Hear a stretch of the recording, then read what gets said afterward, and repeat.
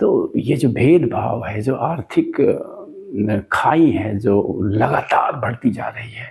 आज आप टीवी पे देखिए, इस जीत के बाद ऐसा प्रोजेक्ट किया जा रहा है, ऐसा प्रोजेक्ट किया जा रहा है नरेंद्र मोदी एंड टीम को कि माय गुडनेस, जैसे इन्होंने पूरे देश का कायाकल्प कर दिया। एकदम अब इस देश में गरीबी रह ही नहीं गई, हर आदमी अमीर हो गया, देश विश्व गुरु हो गया। और ये हमारी जो क्या बोलते हैं इकोनॉमी है, वो एकदम चाइना को पछाड़ के 17-18 ट्रिलियन डॉलर की हो गई। मात्र 3.75 ट्रिलियन डॉलर की बढ़ रही है, इसमें कोई दो राय नहीं है। लेकिन उस बढ़ने में हिस्सेदारी कहाँ हो रही है? प्रश्न ये है कि इकोनॉमी बढ़े, पर कैपिटा इनकम बढ़े, तो उसको पर कैपिटा लाभ भी तो होना चाहिए कि चंद प्रतिशत लोगों के अलमारियों में इस तरह से ये पैसा कैद हो जाए और उसको आप ये दिखाएं कि देश प्रगति कर रहा है। तो ये प्रगति नहीं चाहिए इस देश को। ये प्रगति तो चंद उद्योगपतियों की हो रही है, चंद नेताओं की हो रही है, चंद भ्रष्ट अधिकारियों की हो रही है। आम आदमी की भागीदारी कहाँ है इस प्रगति में?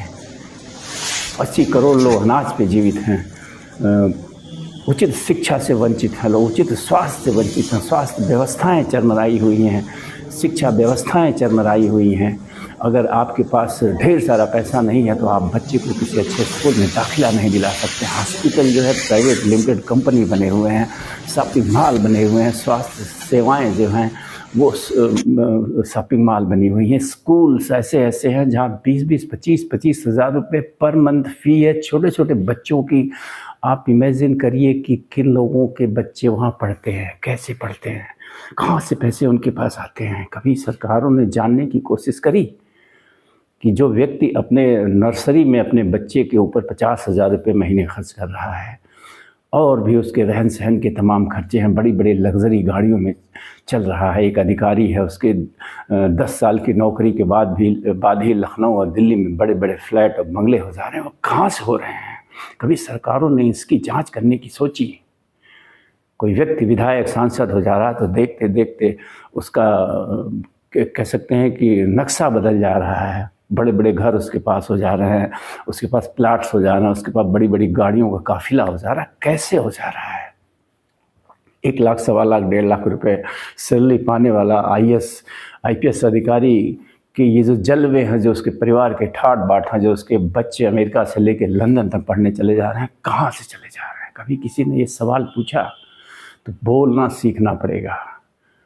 आप बोलेंगे तब भी आपकी कब्रिस्तान में तो बनेगी ही बनेगी। नहीं बोलेंगे इस डर से कि बोलेंगे तो मार दिए जाएंगे, तब भी आपकी कब्रिस्तान में कब्र बनेगी ही बनेगी, खुदेगी ही खुदेगी। ये तो सत्य है। डर डर के जीने से वो टीपू सुल्तान की वो लाइनें मुझे याद आ गई कि 100 साल भेड़ बकरियों की तरह जीने से बेहतर है कि 4 दिन शेर की तरह जिया जाए, 2 दिन शेर की तरह जिया जाए, 1 दिन शेर की तरह जिया जाए। तो ये ज़िंदगी का अंत तो सुनिश्चित है। हमारा एज ए ह्यूमन हमारा ये कर्तव्य है कि हम समाज में समानता के लिए लड़ें। हम सब मनुष्य हैं, इस प्रकृति ने बनाया हो या ईश्वर ने बनाया हो, चाहे जो भी थ्योरी हो, वो मैं अभी श्योर नहीं हूँ कि वी आर क्रिएटेड और वी आर एवोल्ड। चाहे जो भी थ्योरी पे आप विश्वास करते हैं, एवोल्यूशन वाली थ्योरी या फिर ईश्वर द्वारा क्रिएशन वाली थ्योरी, दोनों ही स्थितियों में ये आपका कर्तव्य बनता है एज ए ह्यूमन कि हम सबको ये प्रकृति ने जो भी संसाधन दिए उस पर हम सबका हक है, बराबर का हक है। बराबर का हक मीन्स जो जितना श्रम करेगा वो तो उसके हिस्से में रहेगा ही, लेकिन वो बंटवारा श्रम के हिसाब से, बुद्धि के हिसाब से होना चाहिए। भ्रष्टाचार और डकैती और लूट के हिसाब से नहीं होना चाहिए। कोई लूट ले, हाँ बुद्धि से कोई ज़्यादा अर्जित करेगा तो वो उसका हक है। अपने श्रम से कोई ज़्यादा अर्जित करता है आपसे तो वो उसका हक है। लेकिन कोई आपके हिस्से को लूट के अर्जित करता है तो वो उसका हक नहीं है।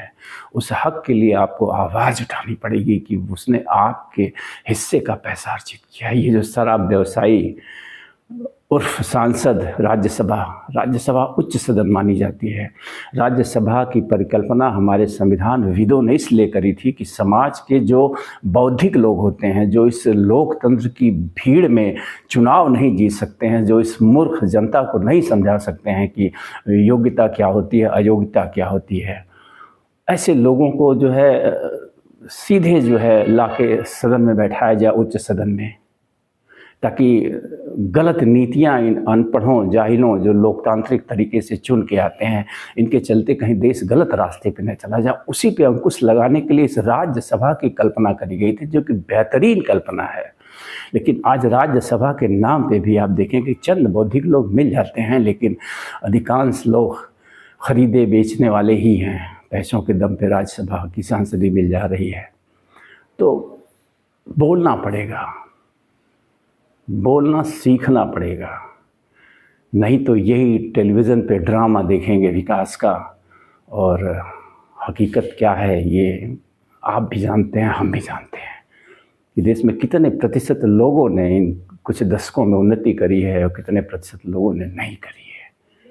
टीवी पे देख के तो ऐसा लगता है कि माय गुडनेस इस देश में कोई कमी रह ही नहीं गई है, एकदम क्रांति आ गई है, एकदम पूरा देश जो है सारी सुख सुविधाओं से परिपूर्ण है, किसी के पास कोई कमी ही नहीं है।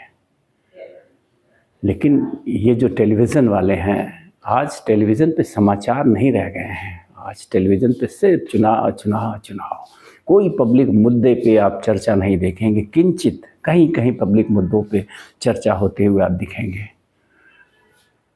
अन्यथा ये सिर्फ और सिर्फ जो है प्रोपोगंडा का एक केंद्र बना हुआ है। ऐसा दिखाया जा रहा है कि सब कुछ बदल गया। अरे वो अगर सब कुछ बदल गया तो 80 करोड़ लोगों को राशन क्यों देना पड़ रहा है? लोगों की जो फाइनेंशियल कंडीशंस थी वो कहाँ बेहतर हुई है? अगर हुई है तो कितने लोगों की हुई है, और जितने लोगों की हुई भी है कैसे हुई है? तो ये बहुत सारे प्रश्न हैं। इसीलिए मैं हमेशा कहता हूँ कि हम युवाओं को, मैं युवा नहीं कहूँगा भाई, युवा से थोड़ा सा आगे निकल गया हूँ, मतलब देशवासियों को, अधिक से अधिक लोगों को स्वतंत्र रहना चाहिए। आई मीन टू से स्वतंत्र वोटर, फ्री वोटर। हम किसी पार्टी का दामन थाम के उसके पीछे झंडा और डंडा लेके घूमने की ज़रूरत नहीं है। ऐसी स्थिति में हम बोल पाने में असमर्थ हो जाते हैं, हम बोल नहीं पाते हैं कि क्या सही है क्या गलत है। जब आप स्वतंत्र रहेंगे, आप किसी पार्टी के गुलाम, किसी व्यक्ति के विचारधारा के गुलाम नहीं रहेंगे, तब आप निष्पक्ष तरीके से सोच पाएंगे। जब आप निष्पक्ष तरीके से सोच पाएंगे तो आपको सही और गलत दिखेगा साफ साफ, अन्यथा आपको नहीं दिखेगा। वही स्थिति इस देश में है। विपक्ष को सरकार के सारे कार्य गलत दिख रहे हैं, जबकि ऐसा नहीं है, बहुत सारे अच्छे कार्य भी इस सरकार ने किए हैं। सरकारों को सारा विपक्ष चोर दिख रहा है, और अपने साथ जो लोग हैं सब लोग एकदम साधु, माय गुडनेस, सब साधु हैं। जितने आज के डेट में भाजपा में है सब साधु हैं। जो नहीं है वो जस्ट आए, वॉशिंग मशीन एक रखी हुई है भाजपा की, भाजपा वॉशिंग मशीन में तुरंत उनको धुल दिया जाएगा, और as soon as they will join the BJP they will become saint, साधु। तो बोलना सीखिए, अन्यथा पीढ़ियाँ पंगु हो जाएंगी, मानसिक गुलाम हो जाएंगी। बोलिए, कोई अच्छा कर रहा है कहिए अच्छा कर रहा है, लेकिन अगर कोई गलत कर रहा है, कुछ गलत हो रहा है, अगर आपको लग रहा है कि आपके देश की आर्थिक नीति सही नहीं है, आर्थिक संसाधनों का बंटवारा सही नहीं है, तो उस पर आवाज़ उठाइए। अन्यथा फिर से वही चे गुवेरा की लाइनें कि मौत के डर से या मारे जाने के डर से अगर आप चुप रहेंगे, तब भी आपकी कब्र कब्रिस्तान में खुदेगी ही खुदेगी। नमस्कार, धन्यवाद।